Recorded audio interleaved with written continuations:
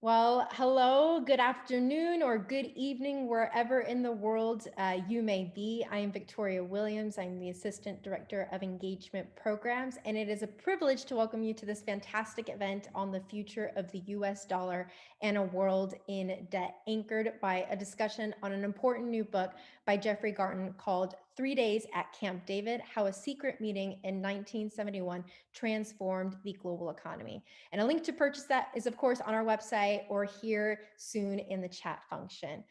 Again, a special thanks to our President's Club and leadership members for joining us here in the Zoom room. After we adjourn the public portion at 12:30 p.m. Central Time, you are invited to remain in the Zoom room for an off-the-record Q&A session with Mr. Friedman and Mr. Garten.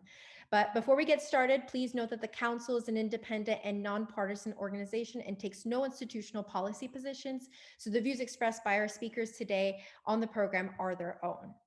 And now it's my great privilege to introduce both our speaker and our moderator. Jeffrey Garten, who is the author of the book that we're going to discuss today, is the Dean Emeritus at the Yale School of Management.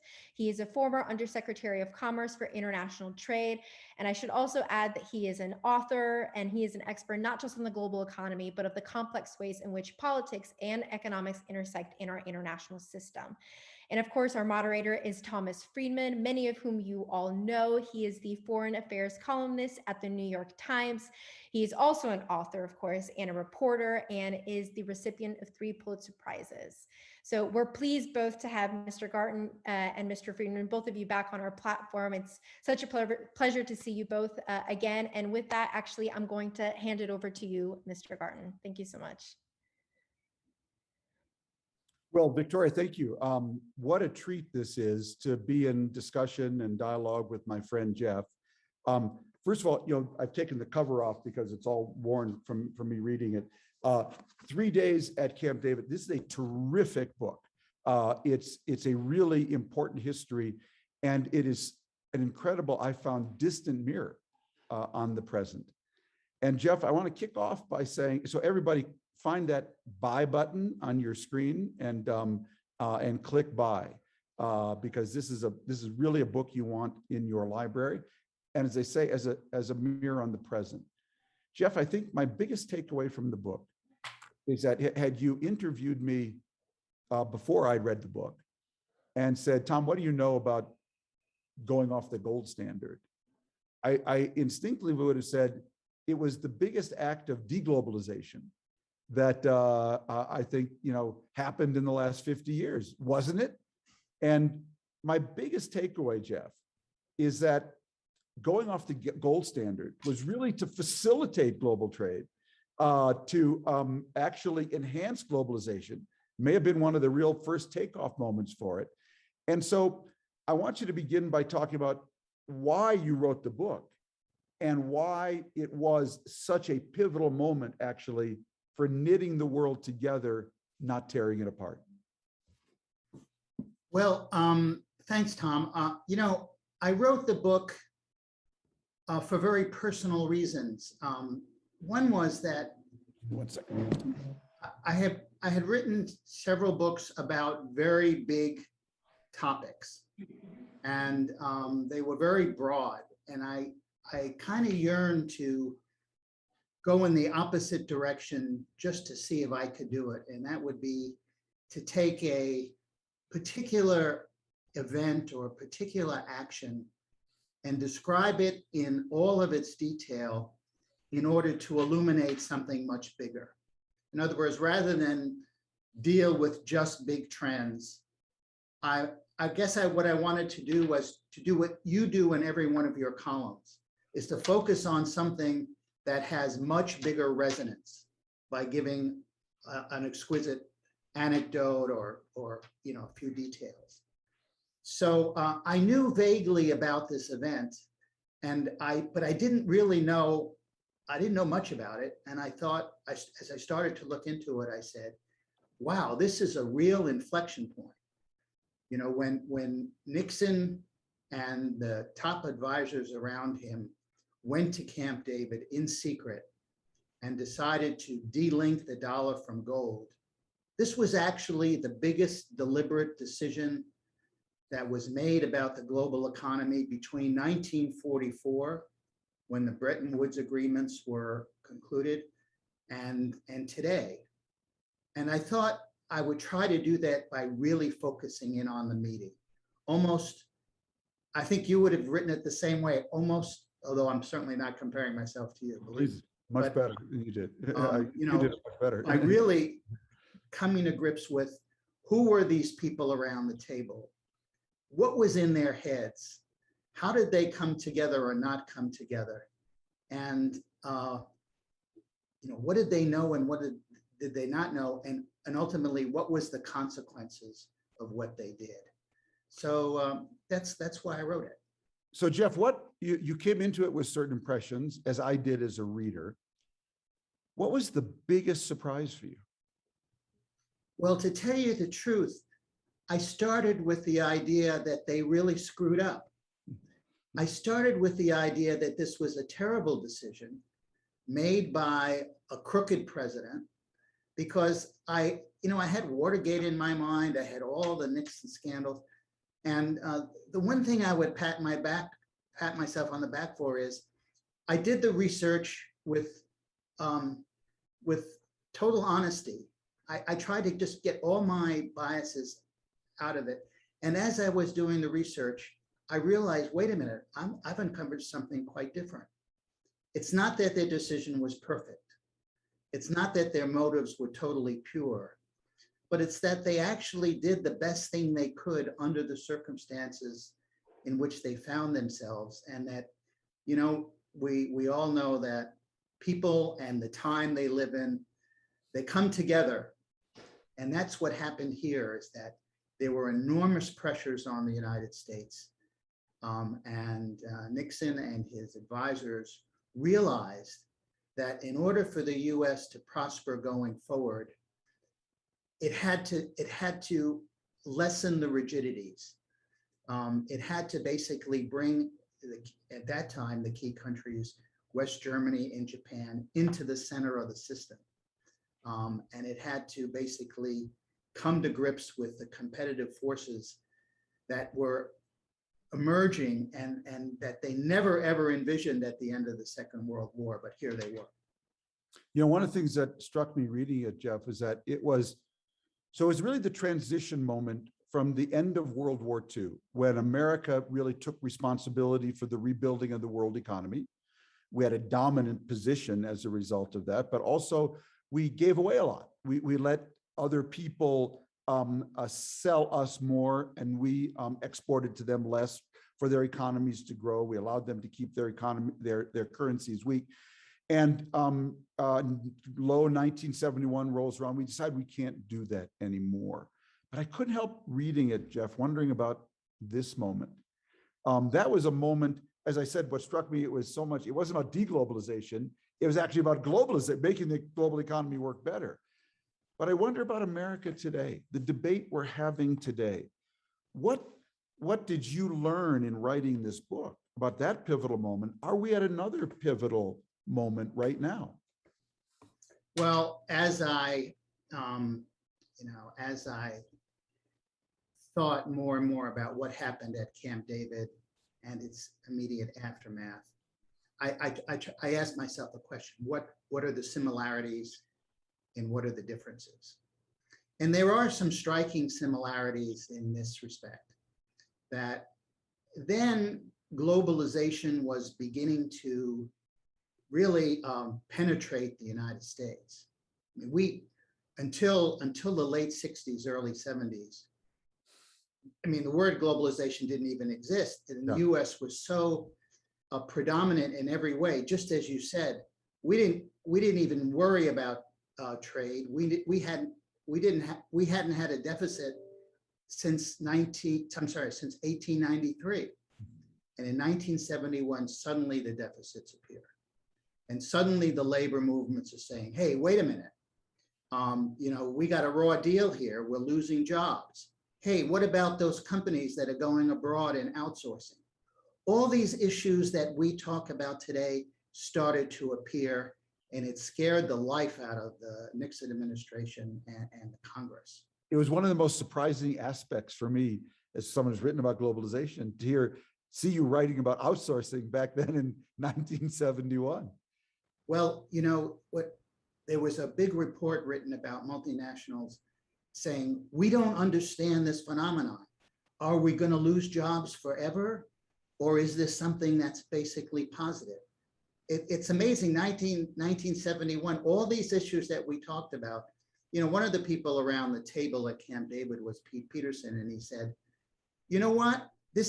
We're focusing on exchange rates. We're focusing on tariffs. You know what we should focus on? Investing in ourselves.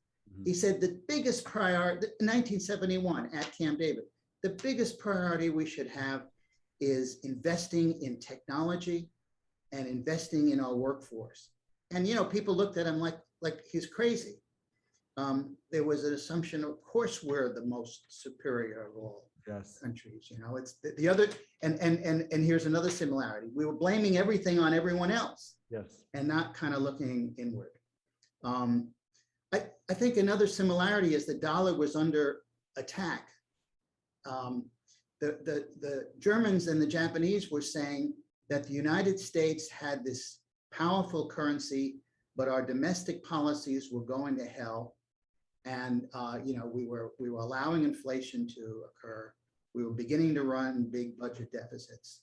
And that is not possible if you're going to have the world's major currency and everyone's going to hold it. And they were putting a lot of pressure on the US. Today, I think, first of all, globalization is front and center in a lot of our discussions. Same issues, just bigger magnitude.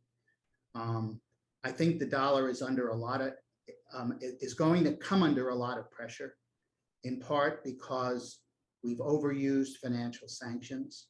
And the Europeans and the Chinese in particular, they're hell-bent to get out from underneath the way we basically control the whole global financial system. But I think there's something else. I think we're entering a digital era. We're only at the beginning, in which digital currencies and cryptocurrencies are, they're not going to replace the dollar, but they're going to create a totally new environment. And I think that anyone who doesn't believe this doesn't understand how much distrust there is in the system that we have, in the government. Jeff, so, if you were to hand President Biden a copy of this book, 3 Days at Camp David, what would you say to him? Say, Mr. President, I wrote this book. It was about a different time, but there's certain similarities. Read this book, because once you do, I think you will understand X. What would that be? well, I would say read this book for a couple of reasons. One is, it is a bit inspiring how people can get around a table and really have a very, how should I say, a really thoughtful dialogue about where the country should go. Even patriotic. Really, yeah. Patriotic. They were patriotic. And even though, and I would say, and it was really important around that table were people with very sharply different interests, sharply different opinions. Yes. And you got to do that. You got to do that because you have to know what the alternatives are, even if you only go in one direction. So around that table was, Paul Volcker, who nobody knew at the time, who really believed in fixed exchange rates. And across the table, George Shultz, who nobody knew at the time, who basically felt that anything but freely floating exchange rates was totally incompatible with globalization. But they were real, different views. And I mentioned Peterson with the notion of investing in ourselves. So I would say this shows you it can be done. I said the second thing is that these guys just didn't arrive there. Under Paul Volcker, there had been years of study about how the global financial system could evolve. And they had lots of alternatives and they had lots of contingencies. I'd say, Mr. President, I hope you're doing that now. I hope you're not leaving this to experts and basically just swimming in the stream that you've been given, that this is very complex. But I would say also, there are certain things we can't do anymore. Nixon could utilize unilateral power. Yeah. He could tell the rest of the world, this is what we're going to do, and then negotiate an arrangement, which he did. We can't do that. We need, we don't have that sort of power now. It's much more diffuse. So if you want to get from here to there, you really have to figure out a strategy in which we get the right countries aboard on, in the right way. And then finally, I'd say, I feel sorry for you, Mr. President, because Nixon had one thing that you don't. He had, despite the fact that as a Republican, he had Democratic leadership in both houses, he could get them together. They were totally supportive of what he did. Wow. He took a lot of their ideas, but more than that, we had, and this is not your fault, President Biden, but we had a real center then. And we had moderate Democrats and we had moderate Republicans, and that center actually governed. And I feel really bad for you, President Biden. It's not your fault, but I don't know how you're going to pull off big changes, because not only can't we utilize unilateral leverage, but we have a mess at home in which we have radicalization on all sides. We don't have a center. And this may be the biggest problem that you face. It's a great answer, Jeff. Speaking of Nixon, what's so interesting to me is that the picture you drew of him is one that sort of corresponds to, I think, the best biographies I've read, which is shrewd, nasty, duplicitous, playing off everyone around him. But running through it all was a real deep sense of the world and America's power and America's role in the world. This was not a stupid man at all. Talk about the Nixon you found and what you learned about him. Well, I think you put it really well, and I would crystallize it this way. Nixon was obsessed with his reelection. And anyone who says everything he did wasn't with an eye towards that doesn't understand him. Nixon was a master at playing off different people around him, and he could be really brutal. He basically, for example, he wanted Arthur Burns, who was then head of the Fed, to keep interest rates low, and it was Nixon who planted rumors about Burns in the newspapers and really brought Burns to heel. And Nixon was, there was a Trumpian part of him in which he really felt America was getting a raw deal. Yeah. And in the private councils, he was brutal when it came to talking about America's allies. But when it came to managing this policy, the policy about the dollar, he held two views at the same time, which is no mean trick. One was, we have to have a more competitive America. And the dollar was overvalued. It was pegged to gold at the wrong value, because it was pegged in 1944 when the US had all the power, and we don't anymore. So we got to do something about that. But at all costs, and this was the second idea, we can't crater the global economy. We have to keep it open. We have to be in the lead in terms of developing new kinds of rules, not just for tariffs, but non-tariffs. We have to say to the allies, they have to pay more for defense, but we can't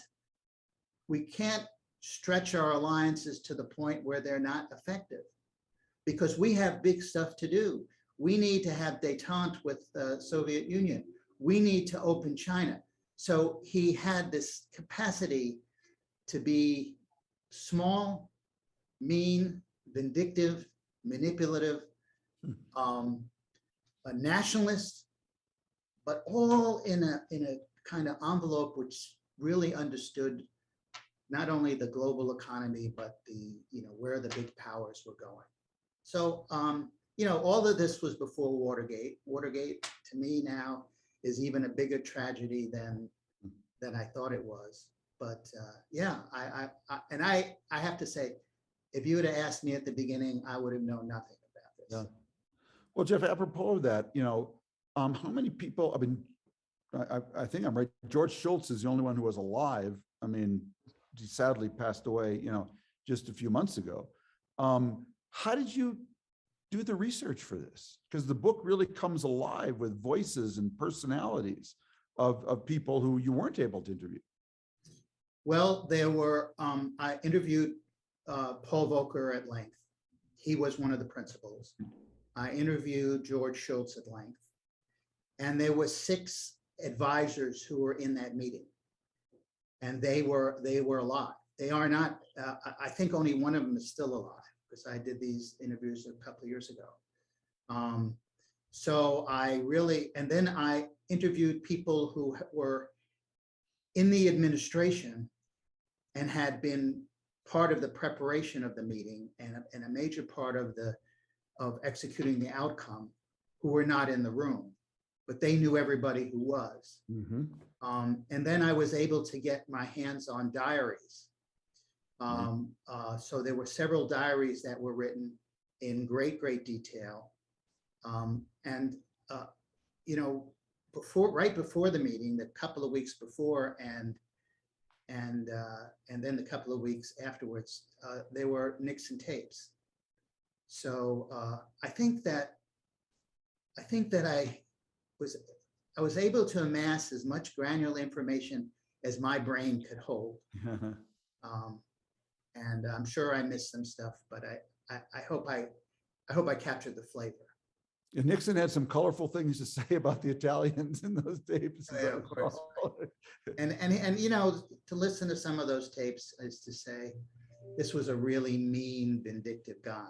Yeah. But it's quite an amazing thing to have that kind of personality. Yeah. And look, he did open China. Yeah. Right. No, absolutely, yeah. Did soften the edges with the Soviet Union. This event I talked about, I think it got lost in history, but it really was on the par of some of the major things he did. So Jeff, before we finish, and you just mentioned China, I hope this book will be translated into Chinese. I would certainly expect that it will.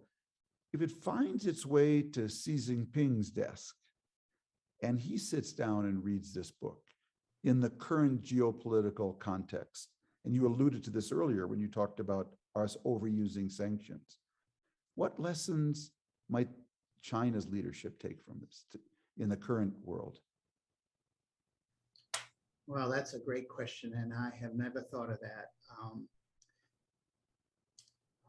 I guess what they would say, the question they would ask themselves is this. They would say the US faced a real juncture in the global economy, and they figured out how to continue to lead it, albeit in a different configuration. I think he might ask 2 questions. Are they in a position to do that again? That's really good. Can they marshal the skill and experience and energy? And then the second question would be, can we do that? Is there a way that we can figure out, do we have the same understanding that they had about the different ways the global economy could go? And they faced a time when the dollar was under attack. Are we facing a time when all currencies, all so-called fiat currencies are going to be under attack? And is there a lesson in us in looking forward? So I think that he might look at it both those ways. Well, that's terrific, Jeff. Again, I just want to say this is a wonderful book, and it's a great read. No one should think this is some economic tome. It has all the wisdom of a tome, but it's a great read. And as you've just described, a wonderful distant mirror on the present. I'm going to throw it back now to Victoria. And Jeff, thanks. This was great fun. Thanks for compelling me to have to sit down and read this. I just so enjoyed it. Thank you so much. Thank you so much. That was wonderful, Mr. Friedman.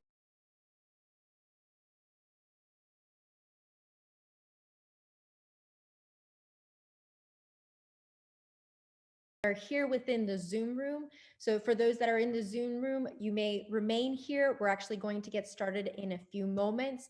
For everybody that is tuning in from YouTube, thank you so much for joining our program and joining this discussion. We look forward to seeing you at our next program.